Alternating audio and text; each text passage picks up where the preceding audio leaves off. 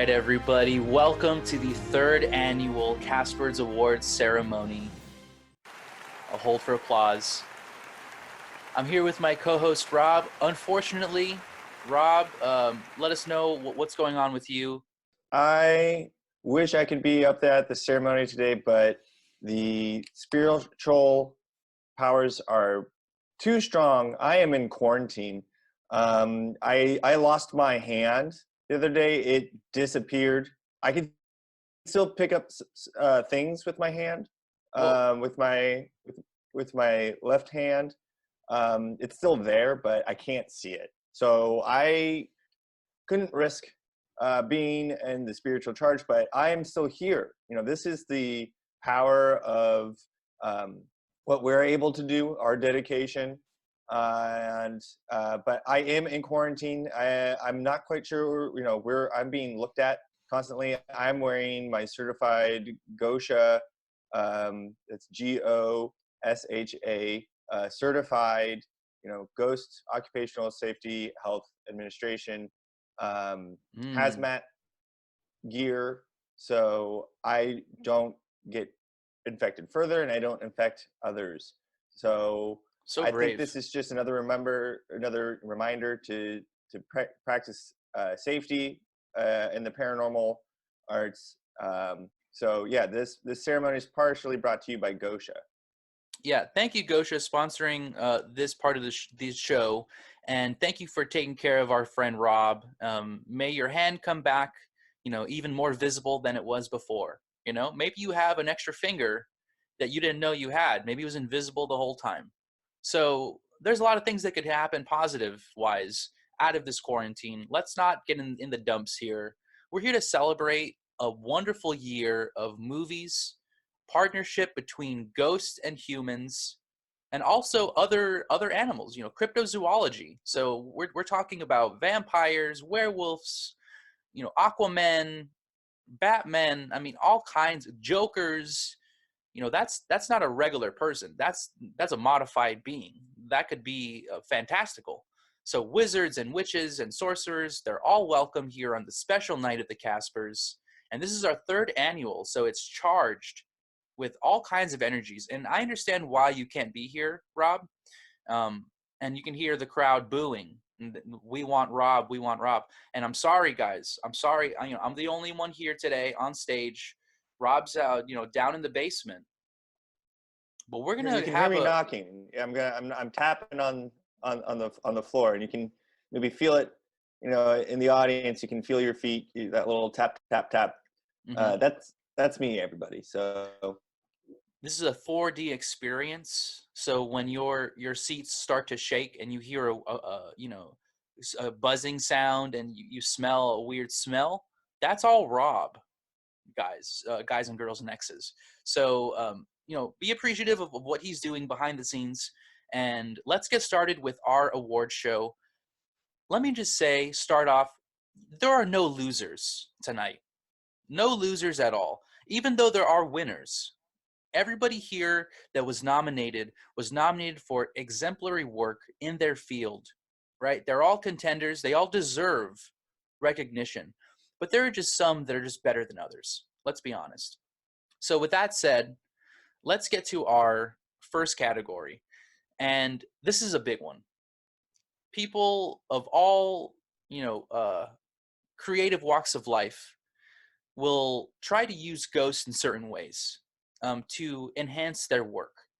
And this is just one case where movies and ghosts are completely synergetic. So this is the nominations for the most creative use of ghosts in film. of course, this first nomination is someone who's been practicing spells for years. This person has brought Nazis back to life. They have brought cowboys back to life. And they altered the careers of many famous people. We're talking about Quentin Tarantino, and specifically his film Once Upon a Time in Hollywood. We all know that he tried to save the spirit of Sharon Tate, but that's not the nomination that we're giving him for, because not only did he, you know, that there's a lot of controversy, I think, around that particular spell. But what we were really impressed was his ability to bring back Bruce Lee. Yes. And here is what we found most creative about the entire spell was that he brought back Bruce Lee at half capacity so that he was able to then stage a fight where Bruce Lee gets his shit rocked by Brad Pitt. So that is, I mean, to bring back somebody from the dead, from the other realm, the ghost dimension, and then to have them lose, to humiliate them, is it's insulting to Bruce. It's insulting to everybody. That's why it was so controversial. But you have to applaud the creativity, and in that we have to applaud Quentin Tarantino and applaud Bruce Lee for being such a good sport. So Quentin Tarantino, our first nominee. Coming up next, we have Renee Zellweger. Now, Renee Zellweger, she's been known to, put on some accents, and her weight fluctuates depending on the role, just like Christian Bale. She's the polar opposite to Christian Bale in a lot of ways because she takes more care into her characters. It's not just about the weight, it's about the accent, it's about the way that she walks and she talks.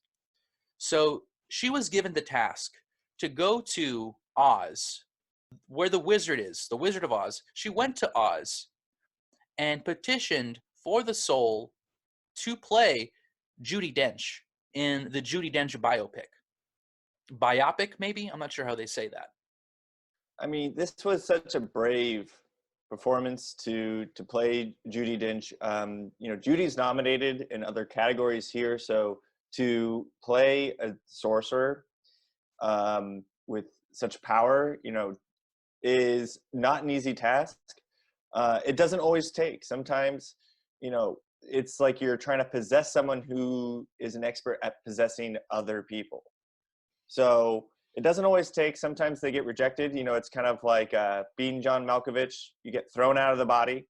Mm-hmm. But, I think Renee pulled it off. She did a great job as Judy. And yeah, I mean, she already has a little golden man to celebrate this performance. Mm-hmm. But we'll see how it shapes out tonight. Yeah, we'll see. And the thing that we have to applaud her on is that we asked ourselves the question: how do you possess and act like a chameleon? Because a chameleon changes forms so many times. How do you effectively do that? And Renee Zellweger did it. And that's why we have to give her a nomination. And the next nomination, you can ask them the same question, and it's still so hard to get an answer. Now, this is a little of a leap as far as movies and film, but this person has been filmed and on camera many times. They've been parts of films. Shout out to Home Alone. Shout out to Justin Bieber music videos. And we're talking about the chameleon, Haley Baldwin. The next nomination goes to Haley Baldwin. Do you know, I mean, Haley Baldwin isn't just Haley Baldwin. We know that, Rob. Maybe you should explain that to the people that are just tuning in. We all know that Donald J. Trump's not real. There's no possible way that someone like that could possibly ever exist and can only be played by the Baldwin family. And Haley has been taking up the reins, and we have seen this character of Donald J. Trump like we have never seen before. She saw through an acquittal. Now more people than ever are absolutely infatuated with Donald Trump.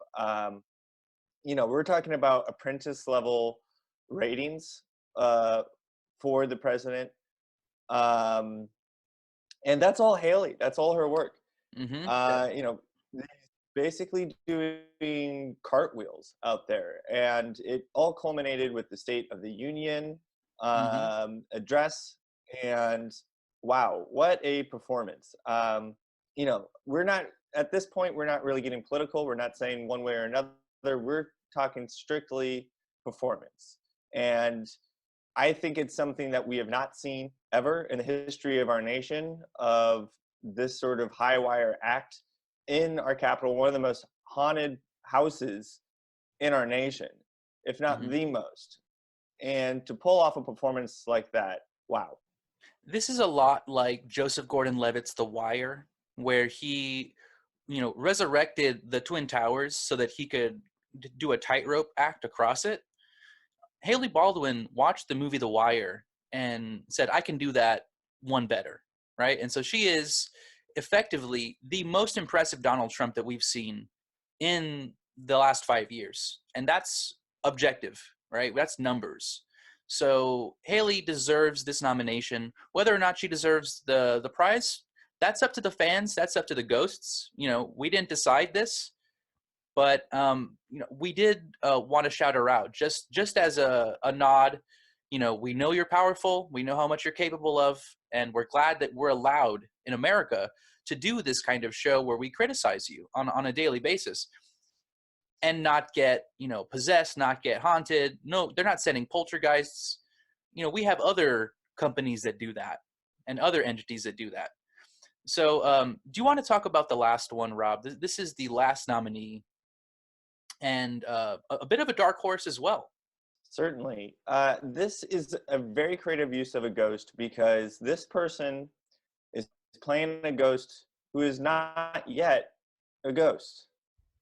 We are talking about Taron Egerton's very brave performance of the future ghost of Elton John in the film Rocket Man. Now, Taron got on a rocket and blasted off to other dimensions, other universes, to find the ghost of Elton John that does not exist here in our world, to study and to learn and to really show that ghosts aren't just, in the present. The ghosts are in the future, ghosts are in the past. So really showing the transdimensional properties of ghosts, and really blew us away with this performance. This is a biopic that is, you always have biopics of people that are already dead, right? You have to be dead to have a biopic made of you. That's the law. But they were able to find ways around this, creative ways around this, to make one for Elton John, who still walks among us. Yeah, still As alive. so, yeah, as far as we could tell. So I mean, that's just a symbol of his power right there. Just that he could possibly go into the future to when Elton John is dead, and then to interview the ghost, and then to say, hey, do you want to come with me on a little adventure, get possessed, and then go back in time, film the movie. I mean, this is like the Avengers. you know Shout out to the Avengers. They didn't get nominated for anything. Not getting nominated here either. So let's get to the winner of this category, the most creative use of ghosts in film. I have an envelope here. Okay, drum roll please. Oh my God, Rob. Taron Egerton for the future ghost of Elton John is the winner. Thank you. Okay, now that's enough clapping, guys. I will be accepting the nomination. I will be accepting the award for most creative use of ghosts in film. Taron, he has a prepared speech. It goes like this. Wow, I'm speechless. I don't know what to say. This is the most important award that I've ever been given in my entire life. And he told me to look at it deeply and give it a French kiss. I'm not going to give it a French kiss, but he wanted me to give this thing a French kiss.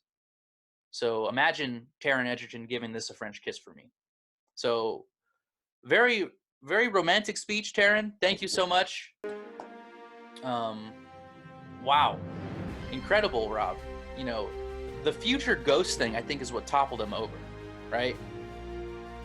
I don't want anybody to be copying his style to be doing this kind of stuff in the future. Let's let that be a one and done, because it's not creative if it's done over and over again. So we will not be nominating anybody else for these kinds of roles. So that one's for Taryn and Taryn only.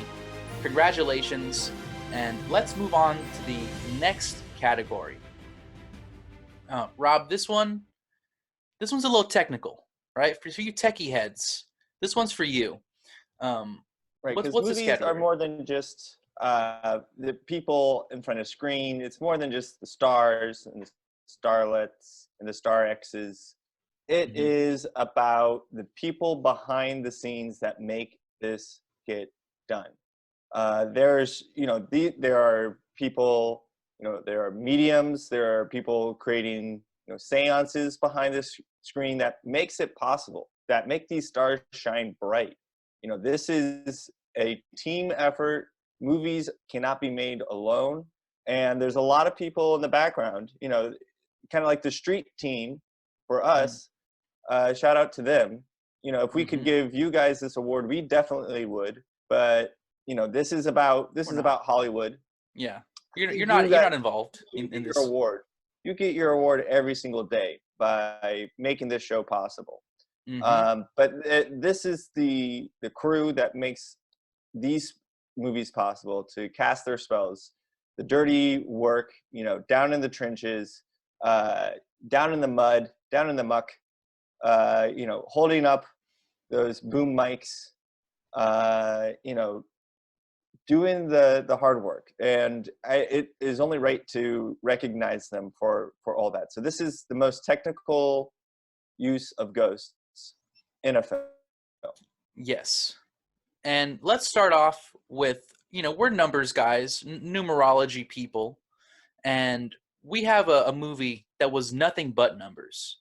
And we did the counting, and what we found was there was a lot of ghosts that were on this film.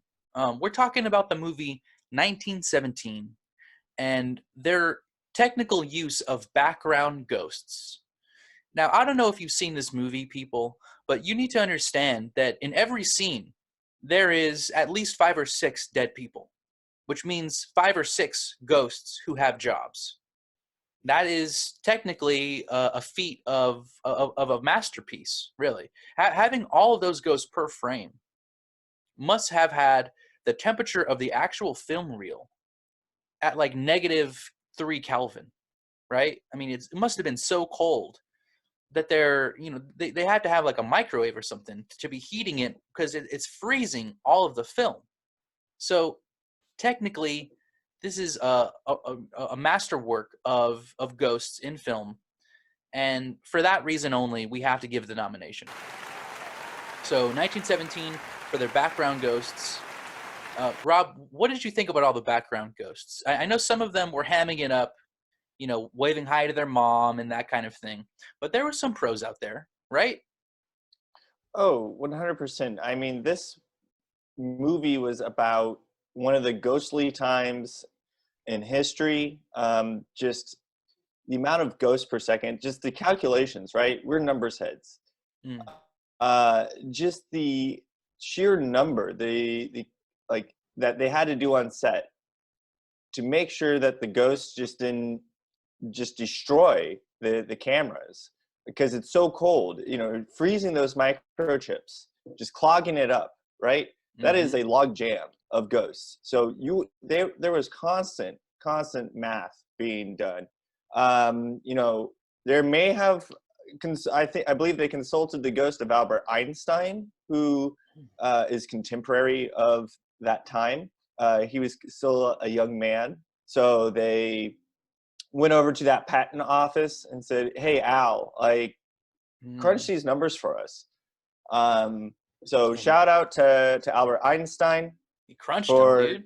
yeah, just like really going to the gym every single day on set to have the strength to crunch those numbers, because that's not easy to do. Those are big numbers.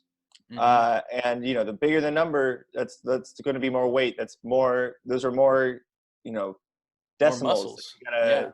more muscles. So big shout out to that.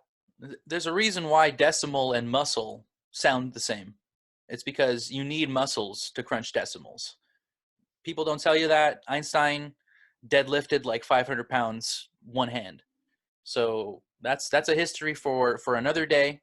But we have to shout out 1917 and all the background ghosts. Let's get to John Lithgow. John Lithgow is an interesting person. He hasn't been nominated for much.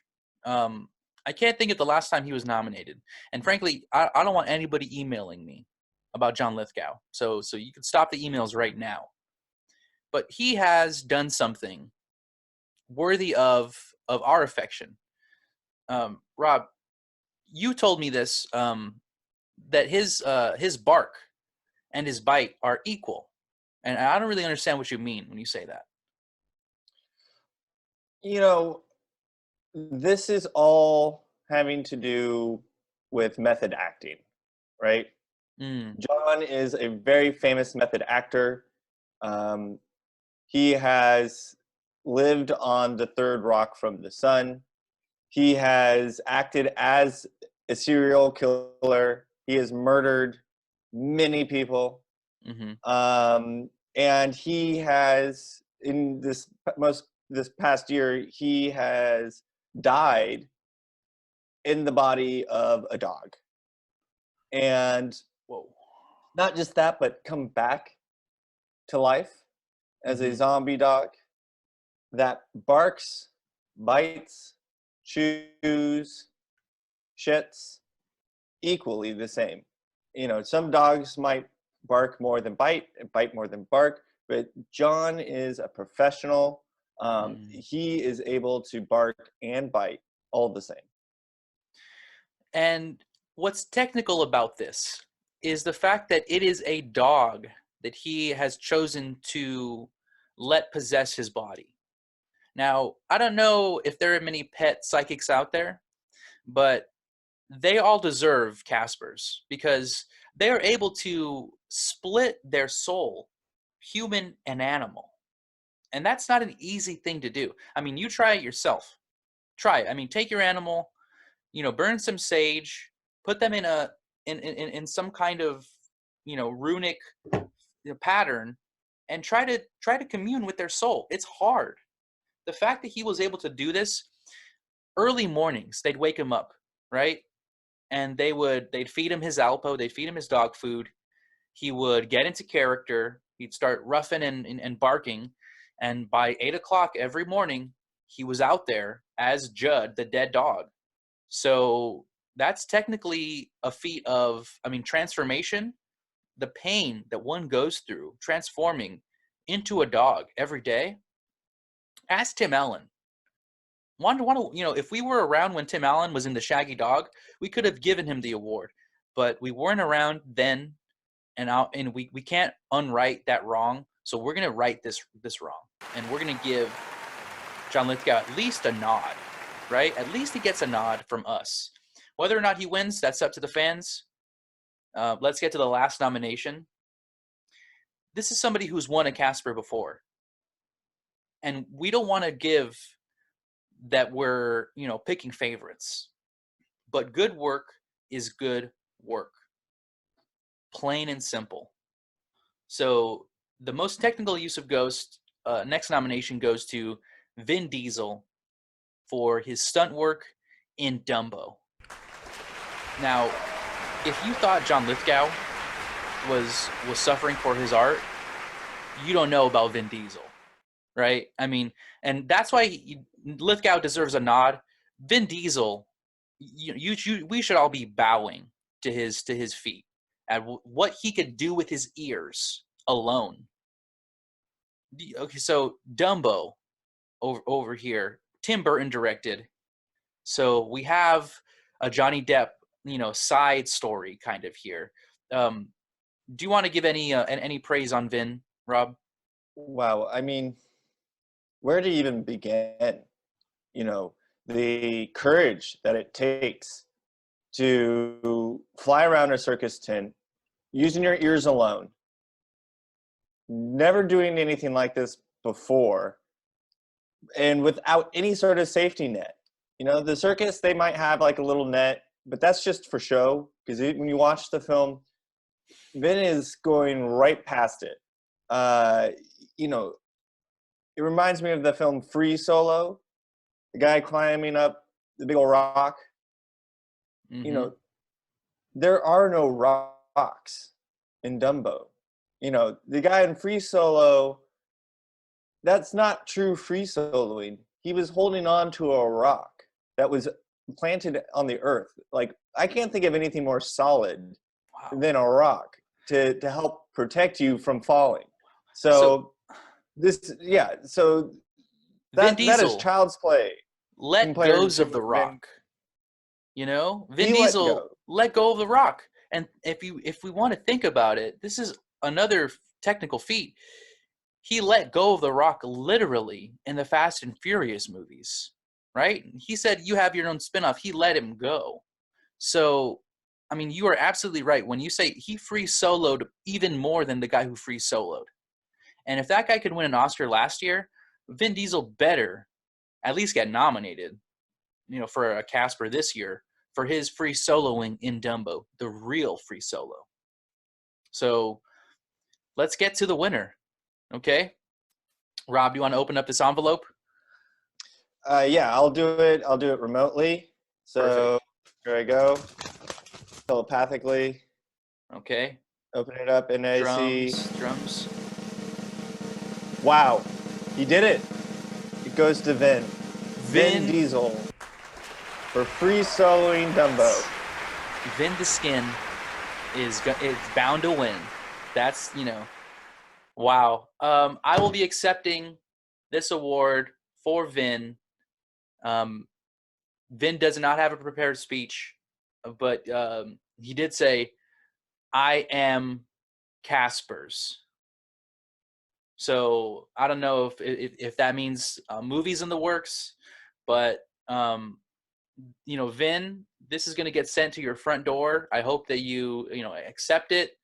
I know the last Caspers didn't get to you, and I'm sorry about that. U.S. Postal Service is just so on again, off again. So this one's getting to you, Vin. So most creative, or no, most technical use of ghosts, Vin Diesel, Dumbo. Wow. So I think it's time that we have our special performance. Um, this was in response to the Oscars.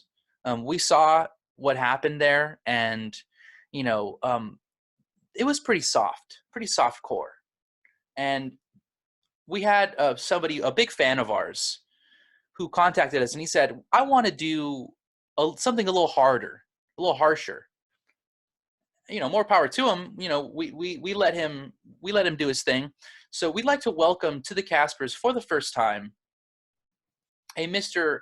Fred Durst, uh, performing with his band Limbo Biscuit. Don't stop!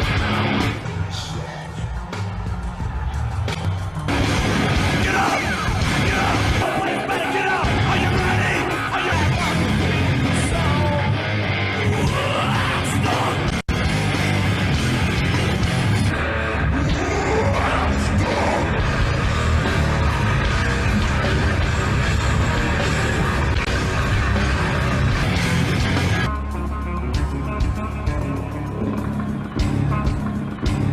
Holy cow. That was a little harder than I thought it was going to be, guys. I'm sorry I didn't trigger warning anybody. That was a ghost he was playing with. Fred Durst. Um, you know, Sometimes it's good to have a little shock value, but playing with a ghost? I mean, hello. That's a little too crazy for me. This is a family-friendly awards ceremony, and I don't want to apologize because art is art, but that was a little shocking for me, Rob. I mean, it just shows what happens during these sort of live events. You never know what's going to happen. I felt the shaking from the rafters, like down here in the basement. Mm-hmm. I had to make sure to rub myself with some extra holy water during that performance because I could feel the spirits starting to creep in through the floorboards. And wow, that was Whoa. powerful. I mean, you got to give it to Fred. He took it Ooh. all the way home. Wow. So let's get back to the award ceremony because I'm at a loss for words. I'm at a loss for words on that one, guys. The most possessed performance. This is close to the crown jewel of the Caspers. So let's get into this one. Let's start off with the most obvious choice of the most possessed performance. I'm talking about Chet Hanks. If you heard our last couple episodes, we dove as deep as we could into Chet without getting possessed ourselves. And the fact that he is the son of another Hanks, the brother of another Hanks, is all the indication that we need to prove that he is a possessed man walking. And so Chet Hanks, he's in the running. You've heard him speak before, so you know that he is not himself. I just wonder, have we pinned down exactly who he's possessed by? We at our last reporting, we were saying that we were having to do some more research. Mm-hmm. Based off of the evidence that I have found, even though it's not definitive, I believe he may be possessed by the spork in Toy Story 4. Of course, Forky. And a pitchfork is a lot like a fork, which is from hell. The devil carries a pitchfork. So the devil can be carrying Chet Hanks, and he could be carrying him to do his evil deeds or to be eating a salad. Devil's on a diet. Who knows? And that's why he's in the running. So that's the most obvious. Let's get that one out of the way. And let's get to the prestige people here. I know the streets of Philadelphia are close to your heart, and he is the Prince of Philadelphia, the Prince of Bel-Air. I'll let you say because you're his number one fan. The next nomination. You already know, everyone. It is the one and only Will Smith. And Will Smith for his performance in Gemini Man. Oh, yes. Two Will Smiths. This is a double nomination, everyone. Gemini, of course, the twins, and Will Smith playing a younger and older version of himself. Possessing each other, being able to act off of himself is just a kind of performance that we've just never seen before. And hats are off, hats are thrown away, really. Mm-hmm.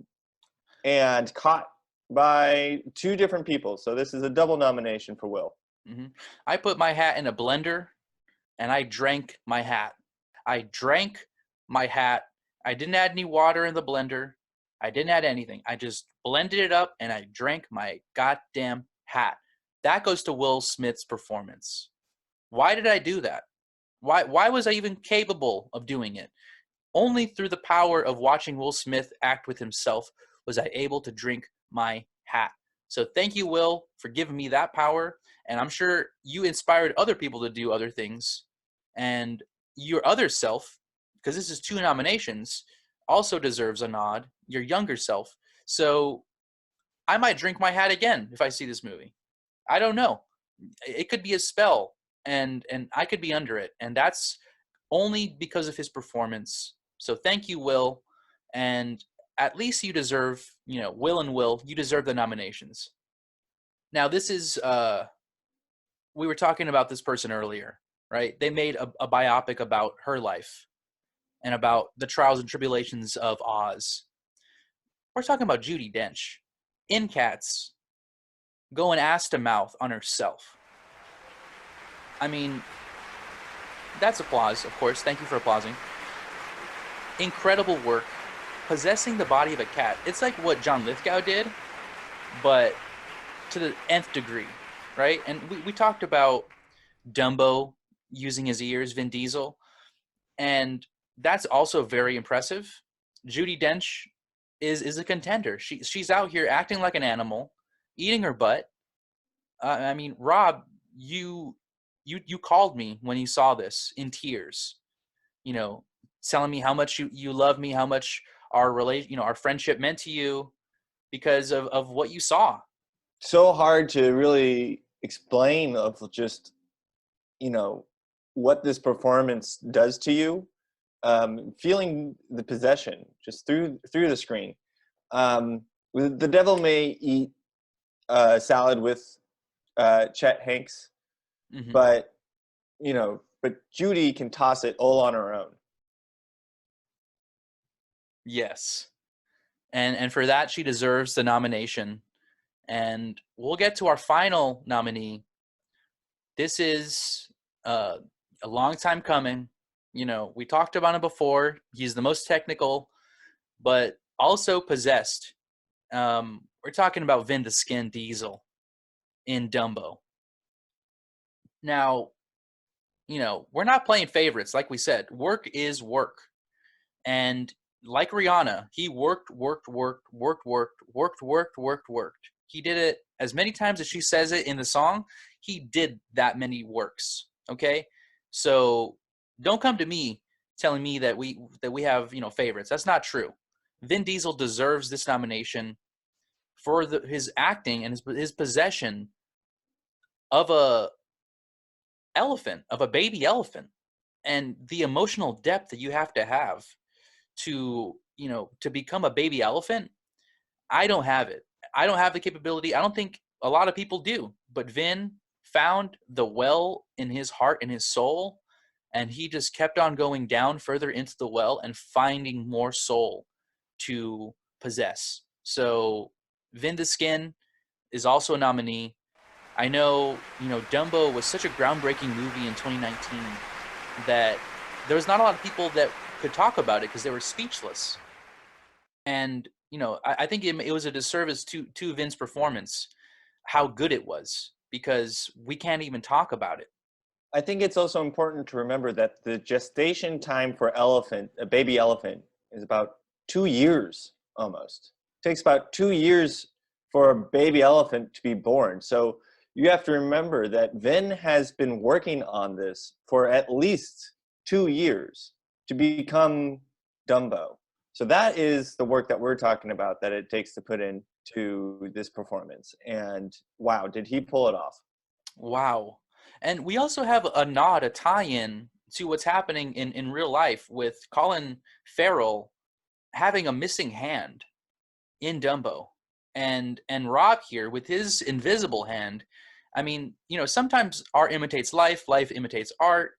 And this is just one of those moments where Dumbo is so culturally relevant that it is still affecting what's happening in our lives today. So Vin, he deserves a nomination. I have the winning envelope here. Okay? And the winner for the most possessed performance of 2019 goes to Vin Diesel, Dumbo. Holy cow. Wow. You hear that? The crowd is going wild. Wow, the house is shaking. I can feel it. It's trembling down here in the basement. Vin Diesel pulls out another win, another W. It doesn't matter if you win by an inch or a mile. Winning is winning.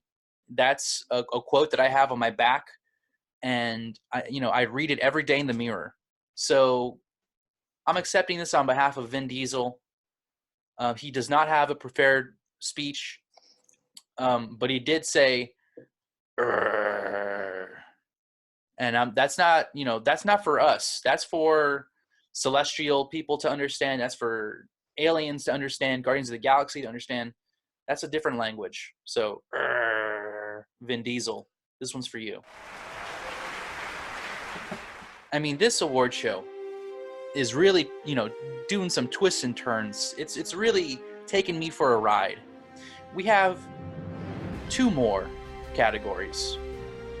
Let's go to the best spell. This is a very, very dangerous category because some spells are good, some spells are bad. and some spells are a little bit of both, right? And so we had to go through all of these spells and read them, which is why I say dangerous. Maybe this is why your hand is disappearing, Rob, because you might have been touching these spells with your hand to turn the page. I had a PDF. I was using my tablet. So, I pour holy water on my tablet every day. I'm not sure if you did the same thing with your hand, but this is a dangerous field. So let's get to the nominees. The first nominee is for Andrew Crosby. You guys don't know who this man is, and he wants it that way. He wrote the movie Hellboy. And there's something else about him, Rob, that is very interesting. What's that, Gio? Because I know that, like, as a writer, you're basically writing the spell of the film, right? The Exactly. film, the spell of the film starts with you. You're transcribing it onto paper. Yes. And experience is a must when you're a spell writer. And the thing about Andrew Crosby, and you guys don't know who this man is, nobody knows, not even his parents, but he is in the background. He started making comics. That's how he cut his teeth and into sharp teeth, right? When you cut your teeth, you make them sharper. And he started making Mickey Mouse comics. So working in the House of Mouse all the way to hell to make a movie called Hellboy. Where do you think he got all that information from? All that experience, right? It had to come from Disney himself, Walt Disney, Mickey Mouse, the whole crew. And he, dilutes all of this into a movie called Hellboy. But really, this is about Disney. This is about Pixar, Donald Duck, and they call it Hellboy. Okay? So Andrew Crosby, number 1 nominee for the best spell. Let's get to number 2. All right. Well, this is a man that has already been in the house today. I was tempted to give him an award for this performance, but we don't have enough statues in the back. But wow, what a performance already that we've seen from Fred Durst. Fred Durst actually also was the director of a film called The Fantastic this year. Was it fantastic? Well, it was fantastical. Yes. I saw ghosts. I saw other paranormal beings. And wow, to be able to play music, create spells, through music, and also as a director was quite the impressive feat for Fred this year. So we're giving him a nod. Yes. And it's a long spell. To go from the short form 2-3 minute spell to the hour-long spell, that's a lot of years of writing and, drafts that he had to do. So, just for that, we have to acknowledge hard work when we see it. So that goes to Fred, and, to his performance, truly shocking, really scared me, but it also kind of is going to stay with me. And I think that's the most important art, is the art that challenges you and that doesn't kind of keep you in your place. You kind of have to be a little bit moved by it if it's going to really make a difference in your life. So to Fred, for making this kind of art, you got to get a nod. And working with the paranormal being that is John Travolta or Jorn Travoltor. Yes. And Travoltor, he could be in the next Transformers movie. So we have to acknowledge that we're at a Nicolas Cage level of actor here. I don't even want to bring him up even more than that.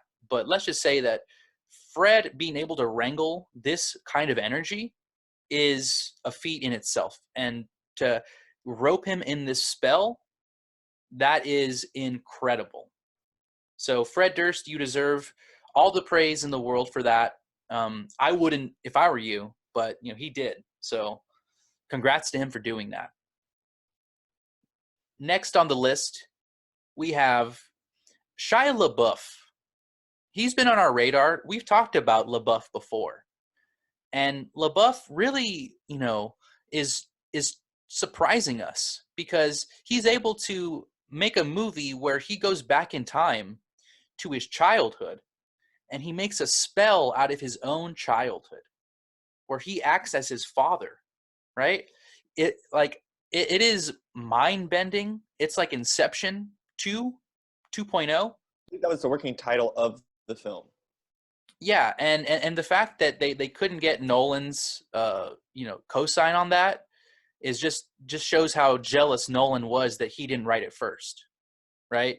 He would have easily done it, but he wanted the writing credit, and LaBeouf said, "I wrote this spell, mother effer. Like you're not going to take this from me." And he said, "Well, you can't have Inception 2 then." So they had to call it Honey Boy, which, I mean, if you think about it, it is like a lot like Inception 2. You see Leo DiCaprio eating a lot of honey in Inception, so Honey Boy makes a lot of sense. So Honey Boy, as a spell, being able to go back in time into his past, into his dreams, as his dad. I mean, like I said, I couldn't do it. He's the only one that can. So LaBeouf, you get the nod. Last but not least, Rob, our nemesis, our arch nemesis. We talk about this man a lot. This entity, right? Another movie exposed him this year, and we want to give them the proper nod because it's not just us that are at war with this man. It is an entire wizarding world. So let's get to the last nominee. Are you okay, Gio? It seems like you're slightly overcome. I just know that it's ending soon, and once it's over, it can't be undone. So we got to be careful with these awards, okay? Like I said, this is the most dangerous. All right. Well, since I believe I have a little bit more protection down here in the basement, I will make the announcement that we are giving it a nomination, and we're really putting ourselves on the line here as well, because I think just by uttering this, obviously it puts us at risk, and Gio is already feeling the effects before we even say it out loud. But here we go, because this is important. We got to bring the truth to everyone. This is the Harry Potter world, Wizarding World's Crimes of Grindelwald. And is my tie too tight? It looks like it's cinching up on you, Gio. Just like say a few Hail Marys in your head. Our fathers, our sons. Okay, just finish the nomination, Rob. You can do it. Just finish the nomination. So we're giving it to the film Crimes of Grindelwald for exposing the one and only Johnny Depp, the granddaddy himself of paranormal beings. And we need to give this to the film because since its release, we have seen Johnny being undertaken in the real world. There was a spell placed on him, and Amber heard it first, and she will not be the one to hear it last, because we have gone through so many twists and turns. Rocky, we've brought this up before, is also wrapped up with other lawsuits against Johnny. So he is being thrown through the ringer left and right. And we believe that this spell, this movie is about casting spells. And the crimes, Depp is Grindelwald, and these are the crimes that he's committed. And now we see him in court facing literal crimes, finally. And we need to give a huge nod to that. The bravery of everyone on that film to let Johnny on the film and to kind of to trick him, to dupe him into thinking that he was doing this to make his power stronger. He thinks, oh, I'm going to be getting some wizard magic, but really turning that magic around back on him. Very brave for everyone the cast and crew on that set, and we need to tip our hats to them with this nomination. And let it be known, Johnny Depp just psychically attacked me. Okay? Add this to the crimes of Grindelwald. Because, and this happens to everybody on stage. You're the only one that didn't feel what I felt and what everybody here on stage felt. It was like a choking of my heart. Right. And I don't know if everybody here is okay on in the rafters, but I just want to say, Johnny Depp, the nomination is written down in history, right? The fact that you were nominated is what matters. It doesn't matter if you are, win or acquitted. The fact that you were nominated will forever be stained in history. The Crimes of Grindelwald will forever be a movie that we can watch and write down all your crimes. So that goes to you. This is for the movie, for their bravery. Let's get to the winner. Drum roll, please. Okay, the winner is, wow. Of course, had to. The House of Mouse always wins. Always goes back to the House of Mouse. It goes to Hellboy, Andrew Crosby. I mean, nobody knows who this man is. Nobody knows where he comes from. He's a lot like Satan himself, because he could be anywhere and you wouldn't even know he's there. So it's so fitting that he was to write a spell called Hellboy. And, all the experience working with Disney, leads to this. And, it's not the fact that, we like the spell. It's the fact that it is the most, proficient and best spell. So we're not being, subjective here. This is objectivity incarnate. So Andrew Crosby, I'll be accepting this on behalf of Andrew Crosby. Andrew, I don't know who you are. There's no actual footage of you ever speaking in any kind of place. So I'm just going to assume that he sounds, "Hey guys, thank you so much for the award, man." Well, there you go, Andrew. That's for you. And we'll be looking to see where to send that award. We don't know where you are. Maybe so in we'll hell. just be, maybe, yeah. So we'll have to maybe send the word to hell and let Walt figure out where you are. Mm-hmm. We sent one to God last year with Freddie Mercury. So, there is precedent that we send things to heaven and hell. So that'll go to hell, and we have the postage for that. So we are at the last nomination. This is a new nomination for us. We have to acknowledge that there are powers beyond what movies can show, right? Sometimes an actor, actress, anybody, any X or Y goes on screen, and literally the screen bursts to flames. And we have to acknowledge that there are people out there that can't be filmed, or people out there that have been filmed, but they film them in dim settings. They have to tune down everything, because if they were to show the real deal, everybody would burst in flames. Your eyes would fall out of your sockets. Your socks would fall out of your shoes. Even while you were still wearing shoes, your socks would peel off of your shoes. The final nomination for the Caspers 2020 third annual, The Sorcerer Supreme. The nominees, these are contenders to be the next president. These are the contenders to be the next ruler of the free world. These are people that you have to be afraid of. Okay? First nominee, Betty White. Now, I hear the gasps, right? Even saying her name is dangerous. She is 98 years old. 9 times 8? Let's do the math, right? 72. 7 and 2, right? 14, 1 and 4. That's 3. 17 and 5, 22. I mean, these are numbers, guys. These are numbers. Betty White's got the numbers. Let's do the second nominee. This is a very powerful person that at times has been at odds with us. Someone that basically runs the internet at this point, and the things that you see, they are representative of the almighty circle, the beginning and the end.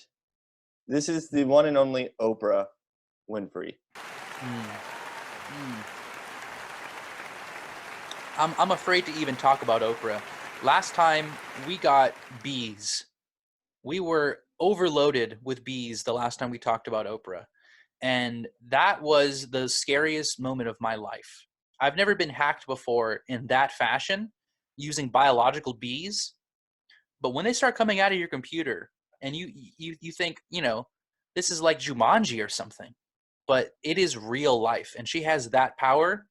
Therefore, Sorcerer Supreme, she has to be a contender. So Oprah Winfrey, you are nominated. And it's so funny that I mentioned Jumanji, because this next person is part of a dual soul, right? But he is the darker magic one. We're talking about Jack Black. And Jack Black is the star of Jumanji, The Next Level, The Next Generation, Jumanji Welcome to the Jungle, whatever you want to call it. This guy literally teleports dimensions for his job. That's a daily basis, right? He's able to bring the entire cast and crew on his back. He has a very broad shoulder. So he's able to teleport everybody with him to the other dimension, to the Jumanji dimension. And yeah, he does it by using black magic. Jack Black magic. And Gulliver's Travels, where he was a giant in a small person's world, a small person in a giant's world. This is all little indicators that he's dimension hopping every movie he gets. School of Rock, he transported to the rock and roll universe. Let's get to the next one. This is a man who could be anyone. He has one of the most recognizable faces in the world, but you don't know which face he's going to show, because this person can make themselves anything. This is a man whose name is George Clooney. And I don't think I'm even pronouncing it right, because none of us have been pronouncing his name right. It's really George Clooney. Exactly. And the fact that he can be anybody and anywhere, anytime, is because he's cloned himself so many times. So George Clooney, obviously contender, but we got to get our girl Meryl a nod as well. Meryl Streep. She is one of the most solid performers in Hollywood, but we're not nominating her for her work in Hollywood, because Sorcerer Supreme isn't just about movies. It's about the power that they bring to this realm. And her power, she was able to successfully go to Congress. She petitioned, she filibustered, and was able to change the word street to streep. So now, whenever you go driving, you're not driving on a street, you're driving on a streep.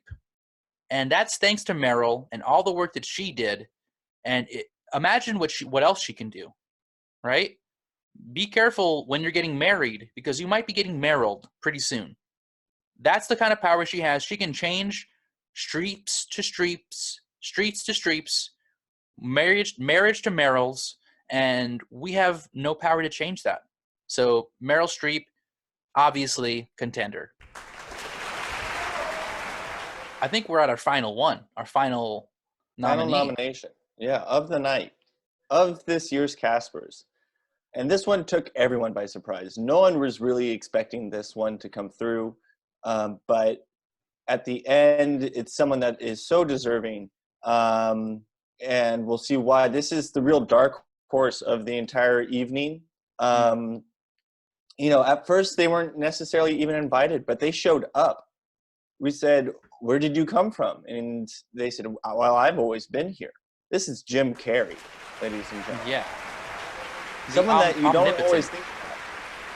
He went to a biologist, and they measured how many muscles he has in his face. And he has 3 times more muscles. And they asked him, how is that possible? And he said he went to a surgeon in Korea, and he separated each face muscle into 2 muscles, and then was able to go to a psychic and get them to have him rewire his psychology to then control each muscle individually. This is a man that has been able to take his face to new heights, to new levels of expression. And so we have to give him a nod. This is somebody, like you said, we didn't nominate him. He nominated himself. And that's the kind of power that you need in a Sorcerer Supreme. Somebody with a confidence that knows what they're capable of, that knows their own power. Because a lot of these people, they're going to not accept this award out of, humbleness. They're modest. Not Jim. Jim Carrey is going to take this award, and he will wear the crown with pride. So let's get to the winner. We don't have any stakes in the game, right? We fear these people equally. All of these people that we've talked about here, they are powerful, they are strong, and they could destroy any of our lives. But we have to give them the chance to, fight it between themselves. So that's why we're not going to decide via ballot. We're not going to decide via anything like that. We're going to let the contenders decide for themselves. So we're going to have an all-out battle royale. Jack Black versus George Clooney versus Meryl Streep versus Jim Carrey versus Betty White versus Oprah. You hear those dings? It's time to get it on. Let's get ready to Caspers. Okay, the match has started. Rob, let's get some commentary going. I see Betty White is going for the chair. Oh my God, she just slammed that over George Clooney's head. Oh, George Clooney is bleeding from the back of his head profusely. Okay, Jack Black. What's this? George is, he's just cloned himself. What? He's like bleeding on the floor, and there's another smaller George Clooney coming from the blood. From the blood. Oh my goodness. Wow. We have Meryl Streep, and she has Jack Black in an arm bar. And I think I see the socket. Oh my God. She just ripped off Jack Black's arm. Wow. She is using the arm to hit Betty White with the chair. They're having a chair and arm fight. And we have Jim Carrey on the third rope. He's jumping. He's diving. Holy shit. Jim Carrey just killed Oprah. Jim Carrey just stomped on Oprah's spinal cord, and she's not moving. Oh my God. The crowd is booing Jim Carrey, and he is loving it. He is taking the powers of the booze. My God. He's getting taller and stronger. It looks like he's about to step on George Clooney. On the Cloonies. The Clonies. Oh my God. There they go. Oh, like ants. Wow. And he just keeps on getting bigger. Okay, Jack Black is finally up from his one arm. The boos are deafening by now. I can hear them from the basement. I see Jack Black trying to grow just like Gulliver's Travels, but he's not getting as big. It seems like they're trying to have a grow competition. But Jim Carrey's just getting bigger and bigger. And Meryl Streep with a chainsaw. She's not doing anything. The chainsaw is smoking. His hide is too thick.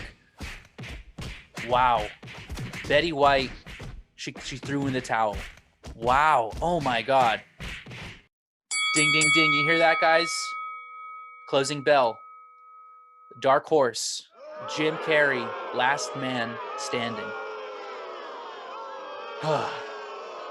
Wow. There we have it, ladies, gents, X's, our Sorcerer Supreme of 2020. Jim Carrey, the winner, the last person standing, and the worst person to be, on a set with, because he will command all the presence. He will take all the energy. That's why they don't let him in movies anymore. Jim Carrey, Sorcerer Supreme. We want to thank everybody for another year of Caspers. Thank you to Gosha once again for sponsoring our show, and thank you once again to Limbo Biscuit for doing your hypnotic set and really setting off this award season.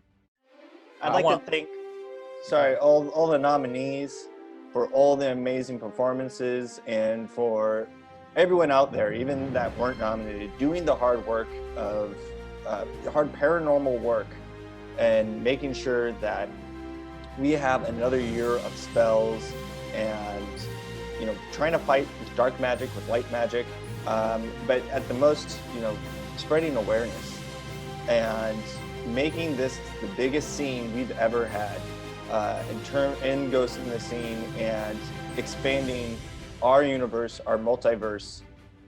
It's been an amazing year. Absolutely. And so for another year of Caspers Gone Great, I'm your host, Gio Chumpitazi. And I'm Rob Thomas, live from the basement. Stay in the scene, Keep your eyes on the screen. and we will see you next year for the 4th annual Caspers. But until then, we love you.